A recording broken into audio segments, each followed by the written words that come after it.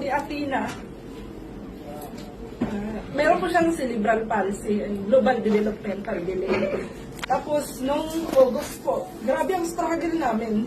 Actually, marami nang nagsabi, pati pastor po, sinabihan na ako na ihanda mo na yung sarili mo. August, September, October, 7 doctors po. Yung buong Bacoor po, halos memorize ko na lahat ng hospital or mga pedia clinics dyan. And wala yung nasa isip ko kasi ang sagot ng sakit, doctor and antibiotic. Yun na po ang nakatanim sa utak ko.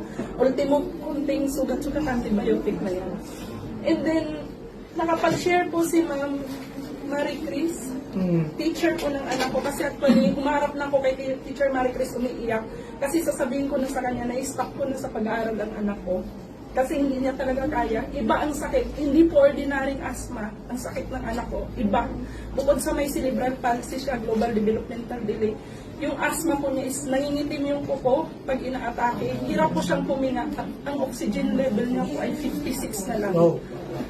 Ang laking pasasalamat ko sa Panginoon kasi sa dami naman yata ng ma-encounter ko na tao, yung anak ko napunta dun sa teacher, naniniwala siya sa oxygen.